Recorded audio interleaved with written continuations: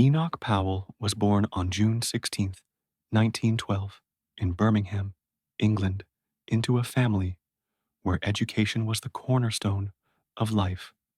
His mother, Ellen, was not just a caretaker, but a relentless mentor. She created a world of learning for young Powell, surrounding their home with alphabet cards and encouraging his natural curiosity. From an early age, Powell's intellectual abilities were extraordinary. He was reading well beyond his years, driven by an insatiable desire to understand the world. His father, Albert, a headmaster of a local school, may have been the authority figure, but it was his mother who shaped his academic future, setting him on a path that few others could follow. Despite the love and attention of his family, Powell's childhood was not one of typical warmth. There was always a sense of solitude in his life, as his obsession with academics set him apart from other children. This sense of isolation would stay with him throughout his life, pushing him to seek validation in knowledge rather than in relationships or popularity. By the time Powell entered Trinity College, Cambridge, in 1930, he was already a scholar in his own right. But what was supposed to be the pinnacle of his academic career marked only the beginning of a deeper, more personal struggle. At Cambridge, Powell found himself immersed in the study of the classics, Greek, Latin, the works of Herodotus and Thucydides. While his academic prowess was undeniable, Powell's mind was often consumed by more than just his studies. The deep loneliness that accompanied his intellectualism began to shape his worldview. As he worked on translating ancient texts, Powell's heart was drawn not just to the wisdom of history, but to the idea that intellectual achievements might one day bring him the sense of fulfillment and recognition that personal connections could not. By the time World War II broke out, Enoch Powell had already established himself as an accomplished academic and a man of exceptional intellect. But as the war escalated, Powell felt the weight of history upon him. He left behind his life in Australia, where he was a professor, and returned to Britain, driven by a deep sense of duty. However, despite his vast intellectual skills, Powell was not destined for the front lines. The military, recognizing his linguistic talents and his mind for strategy, assigned him to behind-the-scenes work, organizing military logistics and translating important intelligence. Though Powell's role in the war kept him away from the battlefield, he found solace in the intellectual challenges it presented. Stationed in Cairo in 1941, Powell contributed to the strategic planning of the British campaigns in North Africa. His mind, always sharp, found a purpose here, but it was not the purpose he had once imagined. Powell's frustration at not being able to serve as a soldier, actively engaged in the fight, was palpable. Yet, this period would leave a lasting impact on him. It was during this time that Powell's admiration for the cultures of the British Empire deepened, especially for India, where he learned Urdu and immersed himself in its literature.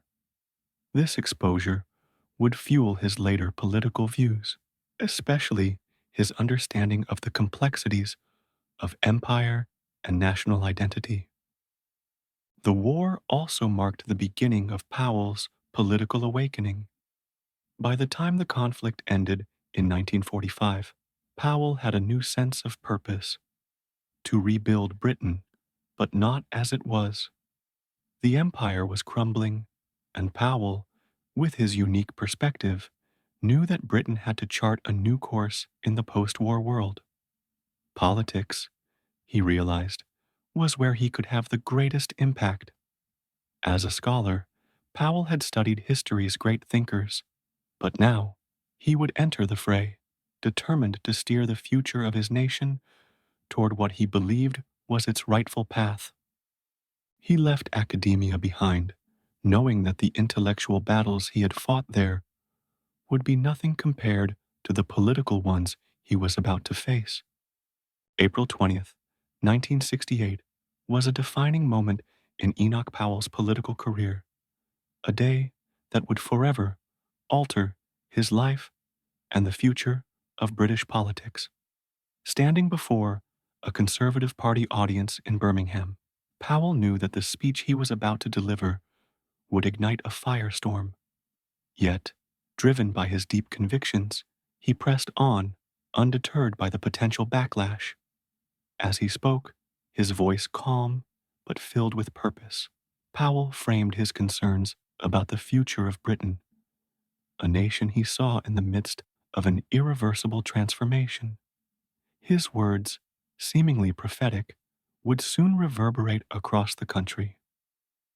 Powell began with a chilling metaphor drawn from ancient Roman history, quoting Virgil's Aeneid. "I seem to see the river Tiber foaming with much blood." The phrase was more than just a literary reference. It was a warning, a harbinger of the violence and division Powell feared would come if Britain continued its policies of mass immigration. In his mind, the country was facing an existential crisis.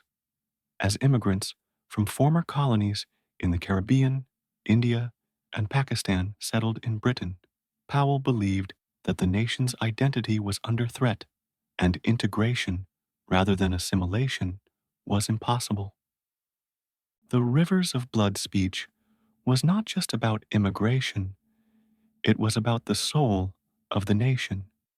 Powell saw himself as a voice of reason, sounding the alarm at a time when others were too afraid to confront the uncomfortable truths. He was deeply aware that his speech would provoke fury, but in his mind, the urgency of the issue outweighed any political risk. "We must be mad, literally mad," Powell declared, "to be permitting the annual inflow of some 50 foreign dependents."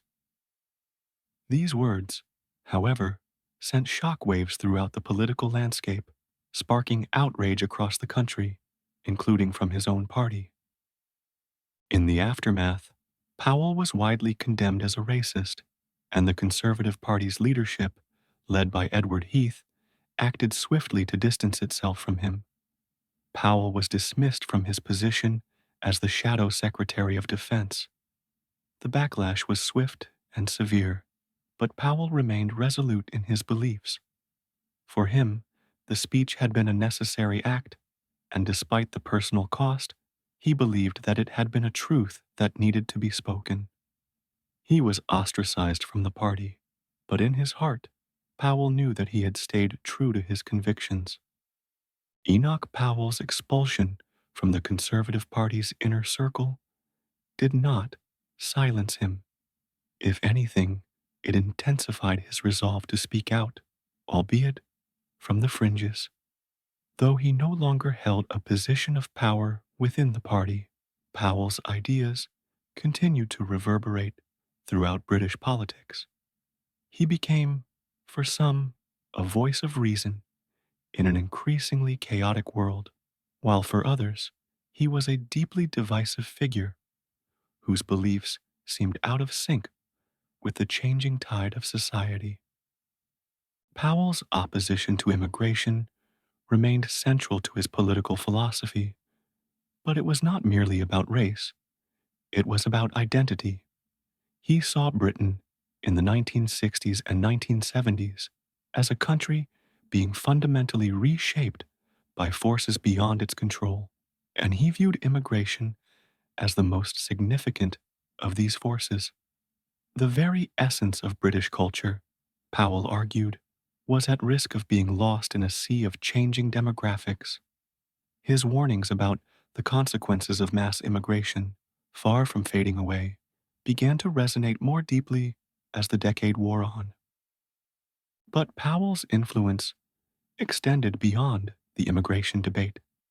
His opposition to the European Economic Community, EEC, which would later evolve into the European Union, was perhaps one of his most defining and lasting contributions to British politics.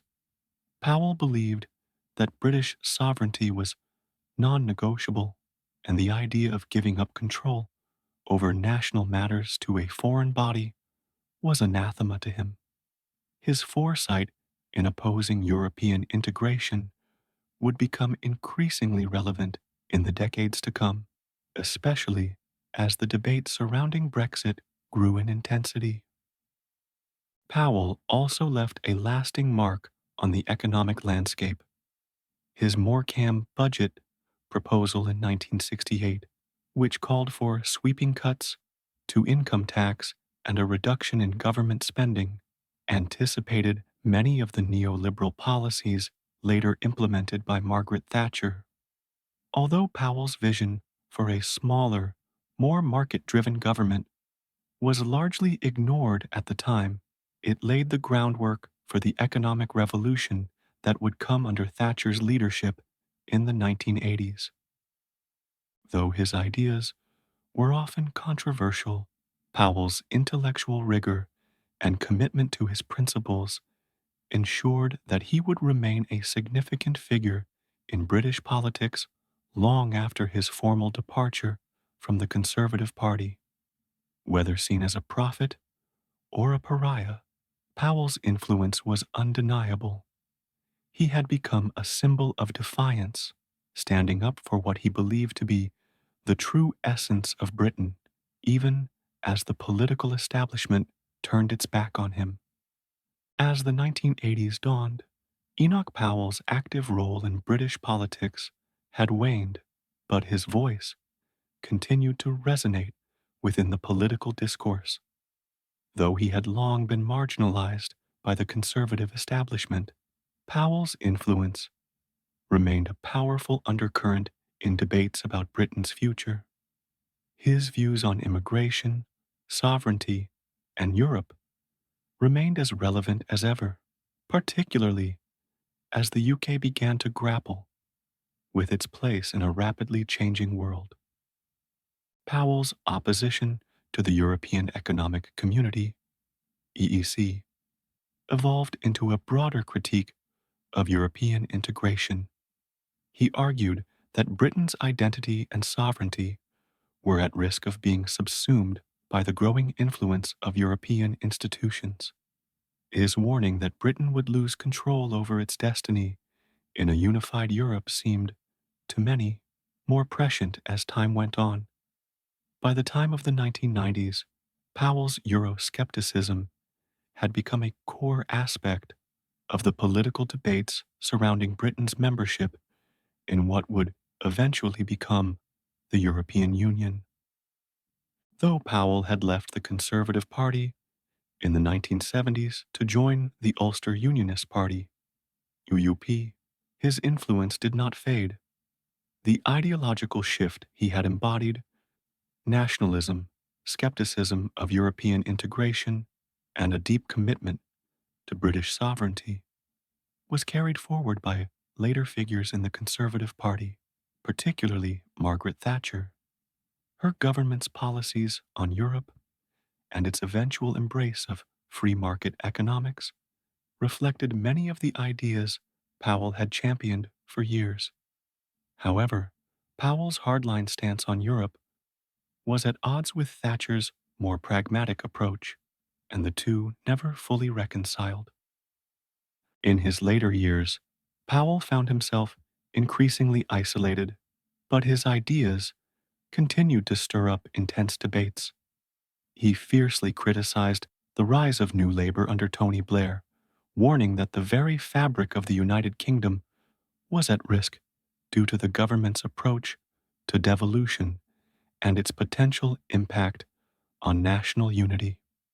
Powell's fears of the fragmentation of Britain were not just theoretical, they were grounded in his deep belief in the importance of maintaining the United Kingdom as a cohesive entity.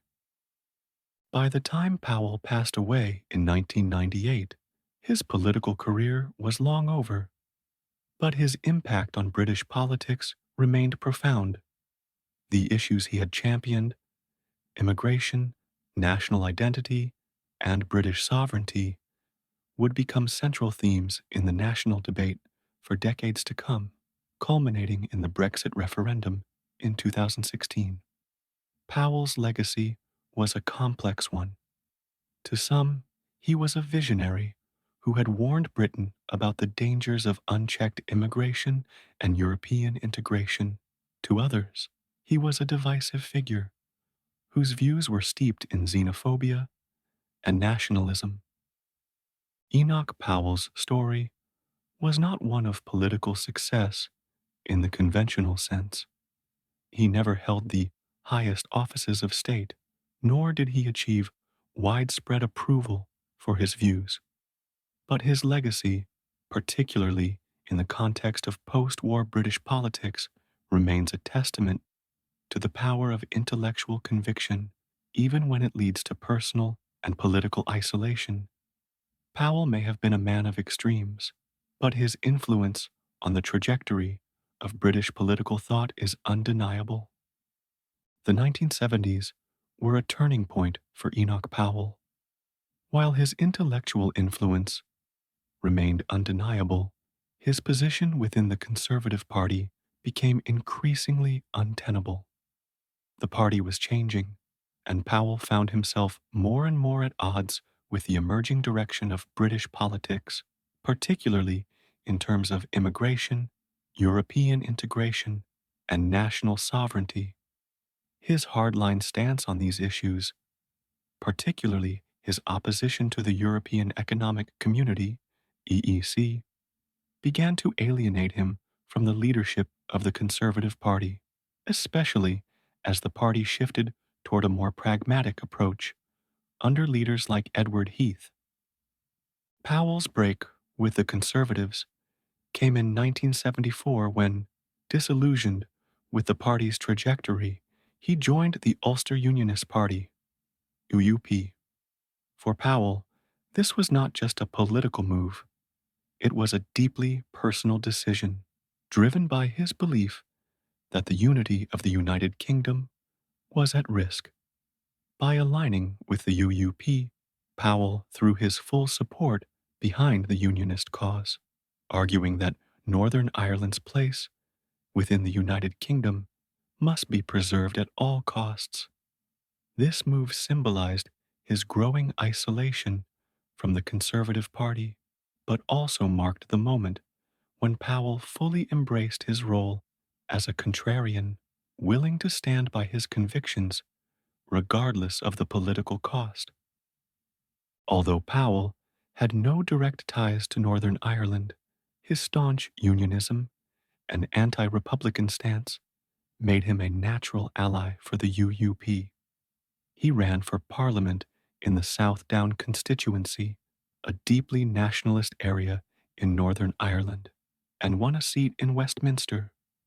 Powell's time with the UUP, however, was marked by increasing political isolation. While his views on the unity of the UK resonated with Unionists, Powell's extremism on other issues, particularly his approach to immigration and Europe, continued to place him outside the political mainstream. His decision to leave the Conservative Party and join the UUP, though a significant break, also solidified Powell's status as one of the most polarizing figures in British politics. He was no longer a leader within the Conservative fold, but he remained a vocal and influential figure, determined to push his vision of British nationalism and sovereignty. His support for Northern Ireland's union with Britain became a cornerstone of his final years in politics. By the late 1980s, Enoch Powell was no longer a dominant figure in British politics, but his influence had not disappeared. In the years following his departure from the Conservative Party, Powell continued to contribute to the political discourse, particularly through his criticisms of European integration and his unwavering defense of British sovereignty. Though his role in government had ended, Powell's voice remained a powerful one in debates about immigration, the future of the United Kingdom, and Britain's place in Europe. Powell's opposition to the European Economic Community, EEC, remained a cornerstone of his political philosophy.